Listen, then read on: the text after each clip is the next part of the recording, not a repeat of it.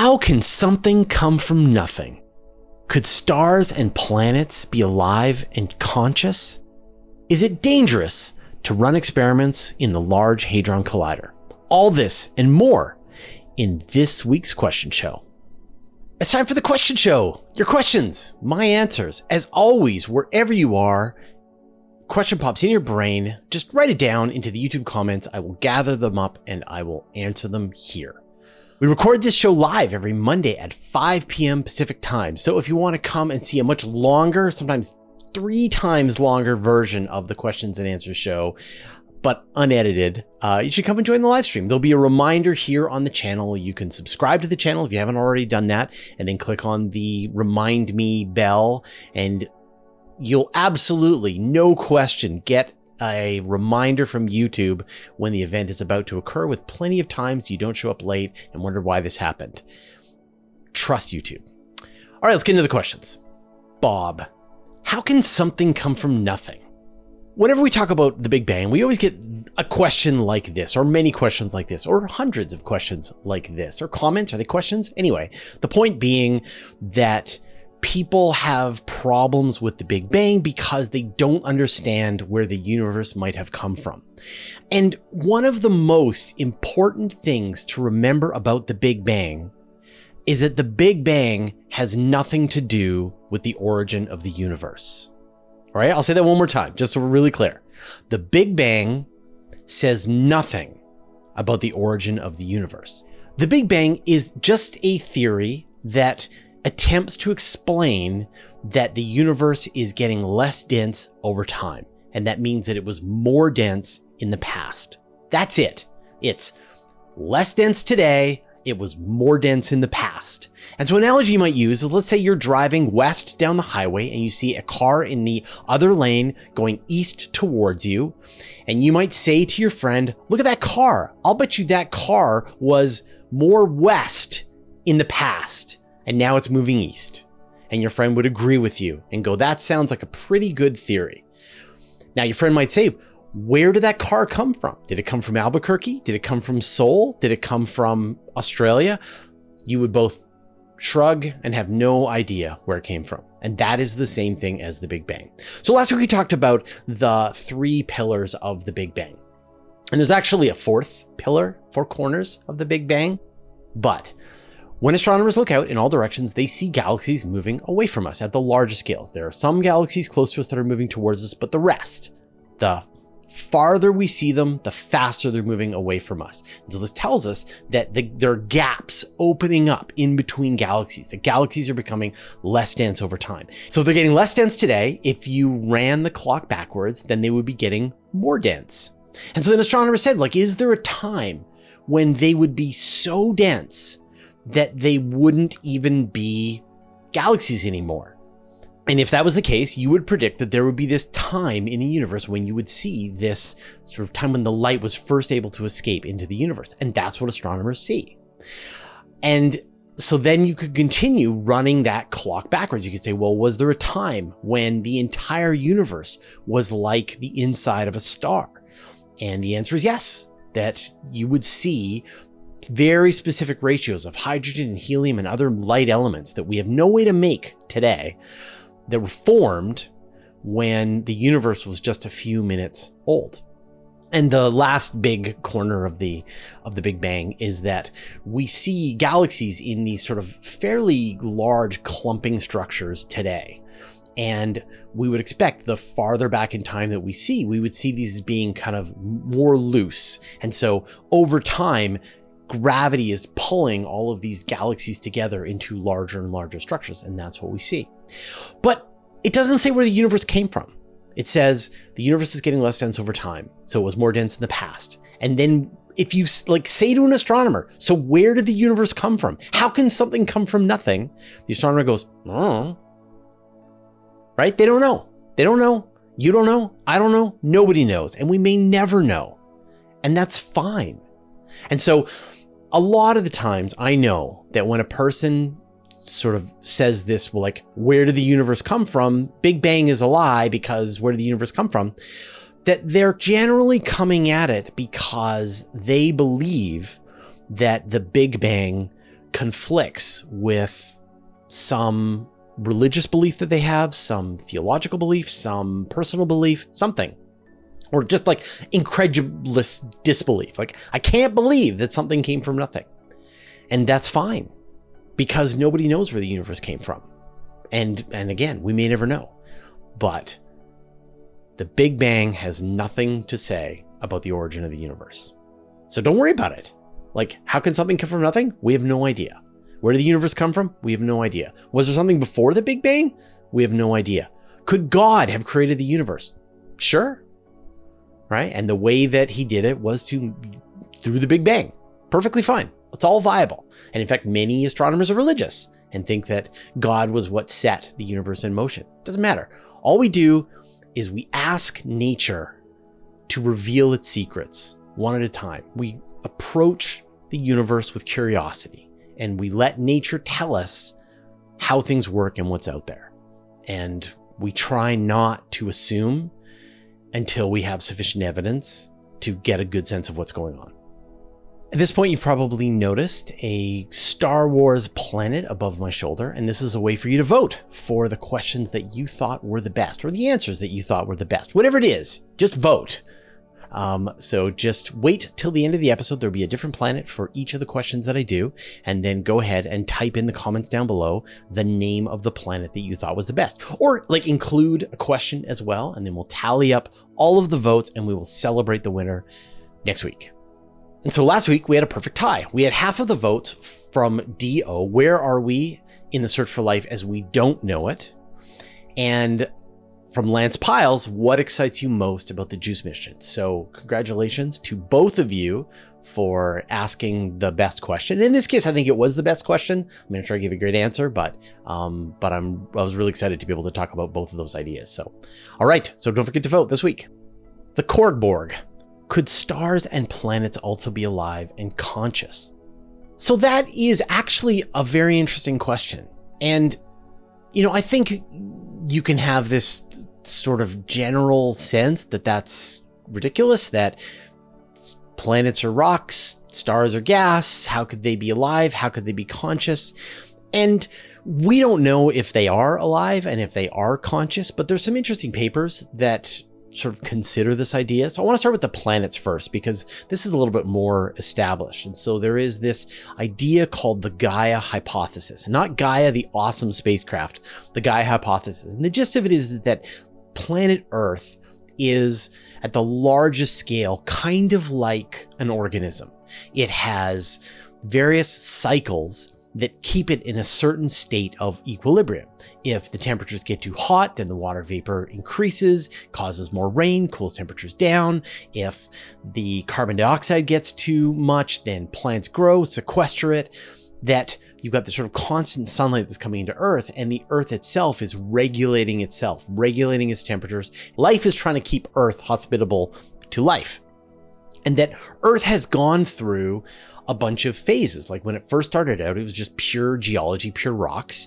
And then the first life forms formed, and you got into this biosphere where you've got life forms that are improving and filling ecological niches and getting more and more specialized. And then at a certain point, one of the most effective forms of life was human beings, that we were able to generalize so well that we were able to kind of take over the planet. And so this is the rise of the technosphere, that now life is going through a higher and higher level of technology. And of course, we are at the point where we are developing more advanced artificial intelligence. You can imagine we will reach this sort of mature technosphere place. Hopefully we'll still be around. Like hopefully this artificial intelligence that we create will want to keep us around, I don't know, as pets, as friends. But you can see it's this transition. And so if life forms in other places, then you can imagine this process of evolution into an intelligent civilization, into technology, as this natural process that happens again and again. It's a way for a planet to wake up, to become conscious over time. Or it's just rocks and bugs and people. And think about your own body. Like, you are made of countless cells, Each one, it does its own job. It's its own creature inside you. And yet somehow we emerge as a conscious being out of this enormous amount of cells, and even more cells in our microbiome of like bacteria that aren't even part of our body. And yet here we are thinking, being conscious. I think, therefore I am. And so does consciousness emerge at a planetary level from all of the technology that gets developed by the beings on it? So it's a cool idea. I like it. There's no evidence, and it may never be beyond just a hypothesis. So the other question about stars, this is kind of out there, but there was a scientific paper that was written about this, which doesn't necessarily mean anything.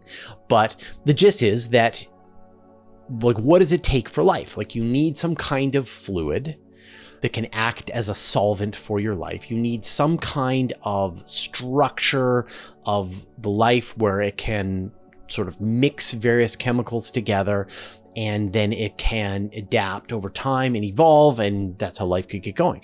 And so one theory is that there's this idea called cosmic strings, and these are sort of large-scale structures that would be left over from the formation of the universe, and they would just be floating around in space, but they would be attracted to gravity wells. As you can imagine, that these cosmic strings would fall inside stars and then kind of coil up and wrap around inside the star, and then they're stuck. But they're in this super high energy environment, that there are magnetic particles that are flowing around, the magnetic fields, lots of, like, pretty much every single element that's possible. And so you can imagine that the cosmic strings could form as this way that these particles could move together. The fluid of the star could act as a solvent to allow these various chemicals to break apart and reform into new combinations around the cosmic strings. And so you could theoretically, like very theoretically, get some kind of life form living inside of a star. And then who knows, right? If the process of evolution happens long enough, it could gain consciousness. And so you can imagine that at the center of every star, there is a conscious entity that is, I don't know, thinking, hanging out, making computers. I don't know. AF 911 vids. Isn't it dangerous to do these high energy extreme experiments on the Large Hadron Collider? From my limited knowledge, these experiments try to create these extreme conditions by colliding particles at extreme speeds to measure and discover unknown particles. What if this process, we create a particle that interacts with regular particles in a dangerous way? What if we create a small black hole that doesn't behave like we thought and just eats up the Earth from the inside out? I'm just speculating, but isn't there an inherent risk that we could create something in the LHC that could basically destroy humanity? Whenever we develop large-scale experiments using more energy that humanity has ever used before, there is a negligible but non-zero risk that something bad could happen. And when scientists were developing the Large Hadron Collider, your exact concern was brought up. What if, when we turn this machine on, we create a black hole that gobbles up the Earth? What if we convert planet Earth into some kind of strange matter that then expands outward from planet Earth at the speed of light? What if we collapse the very structure of at the quantum level and destroy the Earth and start destroying the universe at light speed? And so before they proceeded, scientists did a study to try and figure this out. And the answer came with the fact that the Earth is being hit by cosmic rays, which are being hurled out from supermassive black holes and supernovae and neutron stars at energies that are many orders of magnitude more powerful than anything we can produce in the Large Hadron Collider. And these particles are being accelerated to nearly the speed of light, and they are crashing into the atmosphere and causing enormous cascades of particles that we can detect down here on Earth. And so scientists looked at the amount of energy that's packed into these cosmic rays, and it is way beyond anything that we can do here on Earth. And so the universe is already running this experiment much more powerfully than the Large Hadron Collider could be. But you can imagine a larger version of the Large Hadron Collider, maybe something that is hundreds of millions of kilometers across, that is running particles at enormous strengths to the point that it exceeds the power of these most powerful, most energetic cosmic rays. And then you're in new territory. And then I would take those risks a lot more seriously. that we could be trying out experiments that the universe has never carried out before. But when you think about like a supernova and you think about the enormous amounts of energy that's coming together, you've got a star with many times the mass of the sun that is collapsing in on itself, and parts of it are raining down at 70% the speed of light, and then you get a black hole. All right, that might be a problem. Sid Vicious, what if we created a black hole here on Earth? Would it be dangerous, and how would you stop it? So let's say that we did create a black hole with the Large Hadron Collider. Now, the theory says that if you do create a black hole, it's going to evaporate before it even hits the ground. But let's say it doesn't. Then what's going to happen? Well, the black hole is going to fall into the Earth, and it's going to be really, really tiny. And so chances are it's going to fall all the way down through the middle of the Earth and through to the other side of the Earth, to the exact opposite part of planet Earth from where you created it. And then it's going to fall back the other way, and it's going to return to where you formed it and it dropped into the Earth. And maybe it will encounter a particle along the way and gobble it up. And then if it does, then it'll move a little less than it did to get back to your instrument. And then it's going to fall back down into the Earth and go backwards and back and forth and back and forth. Now it's going to be influenced by the gravity of the sun and the moon and the other planets in the solar system. So it's going to shift around, and occasionally it will bump into a particle and it'll eat it, become more massive, and they'd be capable of consuming more mass. And then it will eventually settle down into the middle of planet Earth and start gobbling up the planet from within. And for a long time, like a long time, it would be no problem. And then eventually it would start to cause instabilities, and it would essentially gobble up the Earth from the inside out. But it would take, like, I forget the calculations, but like the chances of a black hole with that small of an event horizon will spend a long time before it even encounters its first particle. But as I said, it's impossible. The theory that predicts that you would form them also predicts that they would evaporate before they even hit the ground. So don't worry about it. And if these were happening, now it's a little more dangerous than the cosmic ray ones, because when you think about it, these cosmic rays are coming in at close to the speed of light. They are hitting the atmosphere. They maybe are creating black holes when they hit the atmosphere, and those black holes are moving at close to the speed of light, and they don't interact with anything. So they pass right through the Earth and away they go off into space, and probably don't interact with anything else. You might have black holes passing through your body like neutrinos. But the difference on the one that we create here on Earth is that it starts on planet Earth and remains inside the Earth this entire time, which makes it slightly a bigger problem than the ones that are being formed by cosmic rays. But this is all theory, like just conjecture. There's no evidence that any of this stuff is real. If you like my answers to your questions, as well as the other things that we do at Universe Today, consider joining our Patreon club. This helps us keep minimum ads for everybody. Like, as you can see, there are no ads in the middle of this video. As a patron, you also get an ad-free experience on universetoday.com for life, even if you unsubscribe. You get ad-free videos, early access to interviews, as well as other perks that are exclusive to our Patreon community. Thanks to everyone who has already subscribed, and welcome to the recent newcomers: Richard Caulfield, Dia Livingston, John Drake, Bruce Stover, Kevin Simmons, Kenneth Walls, Kenneth Rex, Aaron Segrav, Robert Roy, Steen Kastroff Hansen. Join the club at patreon.com/universetoday. Ixions, I've always wondered about neutrino images. How do you get an image without focusing the source? Neutrinos are these particles that are released from the sun and other nuclear reactors, supernovae, things like that. And these particles barely interact with anything else. Like they always say, like on average, neutrino could go through a light year of lead without interacting with any of the lead particles. You have many neutrinos passing through your body right now, every second, streaming from the sun. It's just that the particles don't interact, and so you don't feel them. But astronomers are able to detect neutrinos. And the way they do that is by having an enormous amount of water. And the greatest neutrino observatory on Earth right now is the Ice Cube Observatory down in Antarctica. It is essentially a cube of ice 1 kilometer on a side. So it's 1 cubic kilometer of ice. And then they have these boreholes that go down through it with particle detectors at some set amount on these strings down through this. And then what happens is most of the time, right, countless neutrinos are flying through this area and not causing any damage.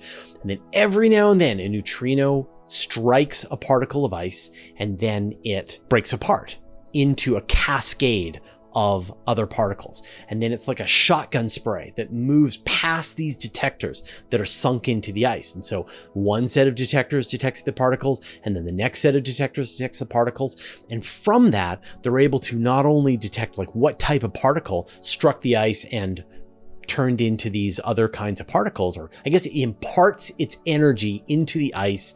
That is like a mini particle accelerator that then freezes out a bunch of other particles that then spray through the ice and are able to be detected. So they can essentially, as they are able to see these particles moving through the detectors, they can then figure out where that particle came from. And so they can say, oh, we know that a supernova went off that way, and we see a bunch of neutrinos streaming through the ice in a direction that points back in the sky to where that supernova happened. And of course, there's plenty of them that are coming from the sun. And in fact, the people who are working on IceCube are working on a larger version. So they're going to go from the 1 cubic kilometer version to a 10 cubic kilometer version. And the thing I really love about neutrinos is they will become the third part of multi-messenger astronomy. So we've got visual astronomy in the electromagnetic spectrum, and then we've got gravitational wave astronomy. And so like before, we could only see the universe in this one type of seeing. And now we have two ways, radiation and gravity waves. And the third one is neutrinos. And so when you have a supernova go off, it's going to release a flash of light in the electromagnetic spectrum. It's going to release gravitational waves, and it's going to release a burst of neutrinos. And those three different sources will tell you so much about the universe because they're independent. The light runner. What's the maximum number of planets a solar system could have? So we don't really know, but the constraints are you can't make the planets so close that they gravitationally interact with each other and start to crash and collide or throw other planets off or throw them into the star. And so when you look at, say, the solar system, we've got these planets on this fairly large separation, and each one of those planets is the result of vacuuming up planetesimals and other particles and space rocks to essentially dominate its orbit. And we know that, say, the moon formed when a Mars-sized object crashed with the Earth. Well, that Mars-sized object was in roughly the same orbit as the Earth, and the two crashed into each other. So eventually, they clear out their orbits and you're left with what you're left with. And so maybe if people were a little more organized, you could add more planets to the solar system, but you probably couldn't have done it until later. Early on, you would just get too many gravitational interactions with all these planetesimals. So, but there's room on the far end for more planets. Like you could have, we know that astronomers are looking for planet 9. You could imagine many other planets out there beyond Pluto. But astronomers have looked, and they've used fairly powerful infrared telescopes like WISE, and they've set a constraint. So we know how big they can't be. And so now they're just looking for planets that could be in that area. And like, what is the definition between a really, really big Kuiper Belt object and a planet? That remains to be seen. So you could imagine having like a really large star with 20 planets, 40 planets. There's no reason why they couldn't have that. But what is like the most planets you could have theoretically? And so there was actually a really great story that we ran on Universe Today and some other places where this guy organized what was the ultimate solar system. And it involved using a supermassive black hole as the gravitational anchor of the entire star system. And then that's surrounded by 9 stars, which are providing the illumination of all of the planets. And then you have 550 Earth-like planets on concentric orbits, but they're in a stable orbit around the habitable zone of these 9 stars. And so in theory, you could have more than 500 Earths in the habitable zone around a single star. His name's Sean Raymond, and he's actually come up with even more models where you've got like multiple black holes orbiting a supermassive black hole, and each one of those black holes is stars, and each of those stars has planets. And so you could get to a point where you've got tens of thousands of Earths all orbiting very close to each other. And that would be mind-bending, because when we think about how long it would take to go to another star system, we're looking at 50,000 years to get to the nearest star system with our available technology. And yet if you lived in this star system with all of these other planets, it might only take you a couple of days to get to another Earth, because they're going to be like the distance from the Earth to the moon, passing one another, but in a way that's stable, as long as you line things up perfectly. And this is one of those ideas of a Type 3 civilization, that you would have this futuristic civilization reorganize the stars in its galaxy to be better oriented for life, that like having these vast distances between stars is inefficient, and it's really hard to manage an empire when you have to go all this distance. And so instead, move all the stars around, move all the planets around, destroy some planets to make other ones, and put it all into place so that you've got the most perfectly optimized star system possible for life. And that's something that we would see. If we looked out into space, we would see this perfectly optimized galaxy that some advanced civilization is using to the greatest extent that it can. And we don't see that. That as far as we can look in all directions, we see what is effectively pristine wilderness in the astronomical galactic sense. Ferris Gratia, how has Universe Today changed over the years? If you could go back in time, what would you tell your past self when starting? Yeah, for those of you who don't know, I've been running the website Universe Today for just shy of 25 years now. So that's been my career. I'm a space journalist. This video thing, this newfangled video thing is a fairly recent thing, as well as podcasting and so on. I started with text, with writing. And I think I did okay, right? Like when you look at all of the media companies that are going out of business are all around us, like at the time that I'm recording this, Vice just filed for bankruptcy, BuzzFeed News shut down. I don't know of any space journalists who work at mainstream media companies anymore. I mean, there used to be Miles O'Brien, Alan Boyle, but either they've all shut down all of their departments or they've gone freelance. So the fact that I've been able to run this company for almost 25 years and do better and better every year, I think is great. So I wouldn't have a lot of big notes. But I think I would have hoped that I would have figured out what I'm good at or what I specialize in earlier. And, when I think about the kinds of stories that we cover at Universe Today, I'm really excited about what is right around the corner. I'm less interested in star systems with 1 million Earths and Dyson spheres and warp drives and that kind of thing, because it all just sort of feels like science fiction to me. What I'm really interested in is the technology that's being developed today that is going to enable more exploration tomorrow. So I'm way more interested in a new type of propulsion system that uses water heated by microwaves to be able to let a spacecraft raise its altitude by 2 kilometers than I am at the possibility of terraforming Mars. I mean, sure, yeah, it would be great. Like whenever terraforming Mars becomes right around the corner, then I'm all in. I can't wait. But for now, I'm just excited by those little incremental improvements. And so the kinds of stories that we choose for Universe Today is very much, this thing was just discovered, or this is a really cool idea to overcome this problem that we have. And you see this reflected in the interviews that I do here on the channel. And I think if I could go back and tell myself, it'd be like, this is what you're good at. This is the kinds of stories that you like to tell, and work out how to tell that story across Universe Today earlier on. And I think, in the beginning, we more reported on press releases randomly, and now I'm very carefully choosing those kinds of stories. I'm not going to tell you about new Lego sets and video games and television shows and movies and any of that kind of stuff. I'm going to tell you story after story. Here's the new interesting thing that was just discovered. Now, if you want more information about Universe Today and just sort of like just how I do my job and how we pick stories and behind the scenes, we did a new podcast on Patreon for what we called the shareholders meeting.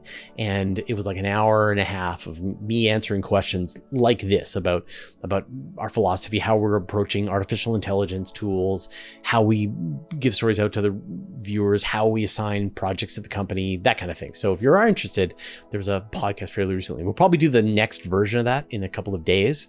So patrons who are listening, get ready to get your questions into me. Jen, what's your favorite nebula? The Rosette Nebula. In fact, in the star parties, I would always ask the astronomers to show the Rosette Nebula when they could. Google made a video about the virtual star parties that we used to do, so they sort of included that I always ask to see the Rosette Nebula. I love the Rosette Nebula. Farron New. What is the last milestone of human space exploration that the average adult will most likely live to see? What about the younger generations? That's an interesting question. So, like, okay, I'm 51 right now. And when I was 10 years old, I watched the space shuttle launch for the first time. I barely remember the Viking landers in like 78, I think. I remember being in high school when the Voyagers reached Neptune and Uranus. It was like 1989 it reached Neptune. I remember that. And here I am now. So let's say Artemis returns to the moon in 2026, maybe 2027. So I'll be 55. Maybe the first humans will go to Mars in the mid 2030s, maybe the end of 2030. So I'll be in my mid 60s at that point. And then I don't think there'll be any large milestones. So I think for me as a human being, like obviously I'm going to get my robot body and live forever. But if I didn't get my robot body and live forever, then I would live to see a human base established on Mars that's been running for 20 years. That puts me in my mid 80s. So, I like those odds. My children, so they're 20 years behind me. I mean, like, I don't think there's going to be a lot of other milestones in human space exploration beyond a research base on the moon, a research base on Mars, and a research base on an asteroid or two, and then some more orbital space stations. It's going to be a long time before we shift into the next major phase of whatever human space exploration does. Like if you just chart the growth of the world's economy, it eventually starts to envelop all of the capability of the entire solar system. And it doesn't take a long time, like a few hundred years, and we will be utilizing every single part of the solar system, but we're still at the very beginning of that exponential curve. So I don't think the younger generations will see, like I think when my kids are on their deathbeds, they will know about a human base on the moon, a human base on Mars, and a few human bases on asteroid belts. But 10 generations down the road, people living in the 2300s will know of giant spinning O'Neill cylinders across the solar system, I think. Or maybe we'll realize that the Earth is the best and that nobody ever wants to leave. All right, those are all the questions that we had this week. Thank you everyone who asked questions in the comments. Thank you everyone who showed up for the live show. Remember, we do this show live every Monday at 5 p.m. Pacific time. And don't forget to vote. We'll see you next week. If you want to stay on top of all the important space news, join my weekly email newsletter. I send it out every Friday to more than 60,000 people. I write every word. There are no ads, and it's absolutely free. Subscribe at universetoday.com/newsletter. You can also subscribe to the Universe Today podcast. There you can find an audio version of all of our news, interviews, and Q&As, as well as exclusive content. Subscribe at universetoday.com/podcast or search for Universe Today on Apple Podcasts, Spotify, or wherever you get your podcasts. A huge thanks to everyone who supports us on Patreon and helps us stay independent and keeps ads at a bare minimum. Thanks to all the interplanetary researchers, the interstellar adventurers, and the galaxy wanderers. And a special thanks to Just Paul Davis, Vlad Shipolin, Jay Dennis, David Giltanan, Modso, George, Jeremy Mattern, Jordan Young, Tim Whalen, Dave Verbeoff, Andrew Gross, and Josh Schultz, who support us at the Master of the Universe level. All your support means the universe to us.